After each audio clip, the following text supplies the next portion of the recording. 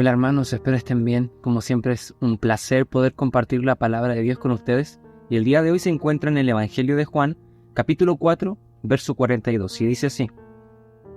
Luego le dijeron a la mujer, ahora creemos, no solo por lo que tú nos dijiste, sino porque lo hemos oído en persona. Ahora sabemos que Él es realmente el Salvador del mundo. Esta historia es muy interesante.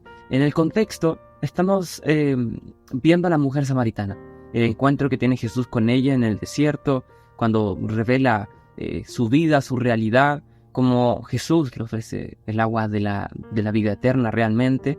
Pero luego de esto, esta mujer, de este encuentro, va a Samaria, a su ciudad, y comienza a hablar acerca de Jesús, de cómo este hombre conocía todo lo que ella había vivido, y la gente cree.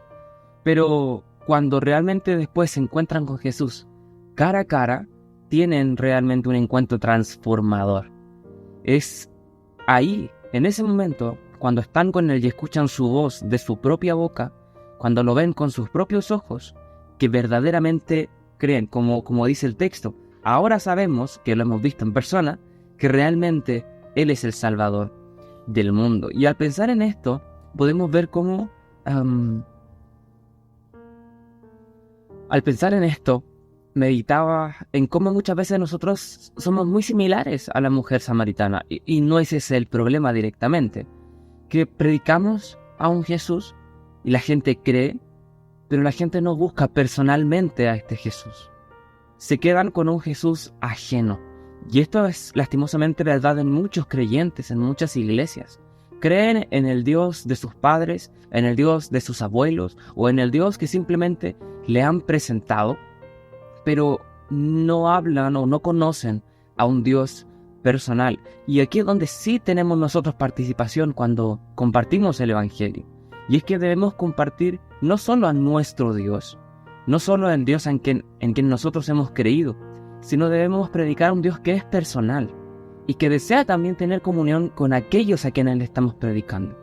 Y ellos deben conocer a Dios de manera personal, y esto es importantísimo. Si nosotros miramos hacia atrás, particularmente a Abraham, Dios se le presenta a Abraham, le entrega promesas y camina junto a él.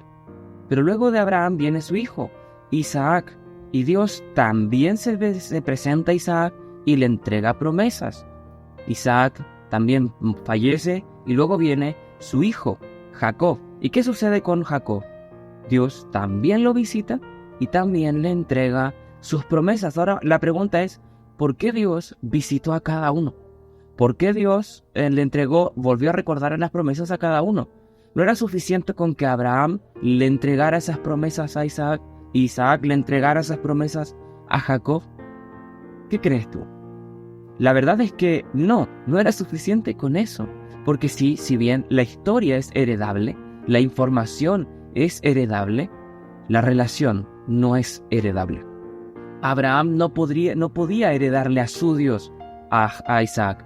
Isaac tampoco podía heredarle a su Dios a Jacob. Tenía que ser personal. Isaac tenía que creer no solo en el Dios de Abraham, sino tenía que creer que ese Dios también era suyo. Tenía que conocer personalmente a ese Dios. Y Jacob no podía creer en el Dios de Abraham e Isaac. Tenía que creer en su Dios, que era el mismo, pero tenía que ser personal. Y una de las cosas que vemos en el Antiguo Testamento es que se repite esta frase: el Dios de Abraham, de Isaac y de Jacob.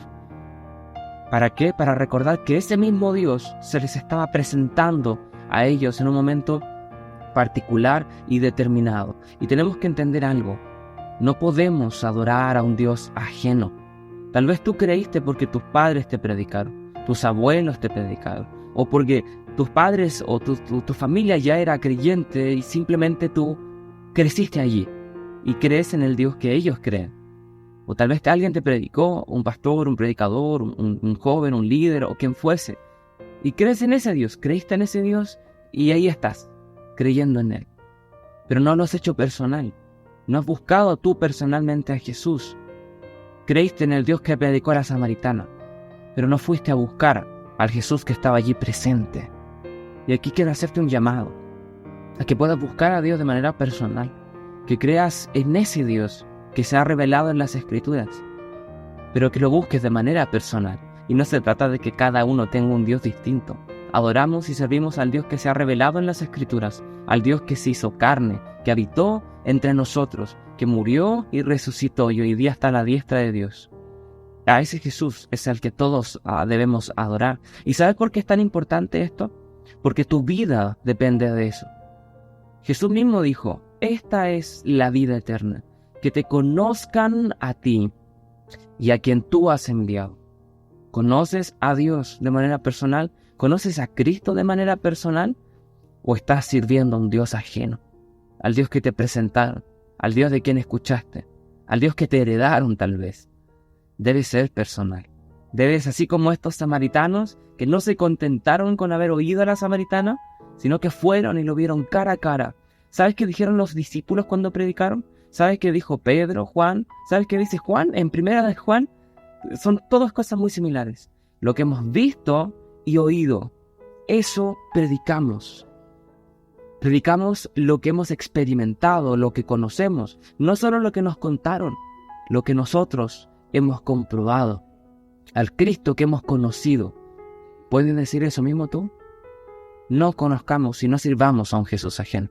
Que Dios te bendiga.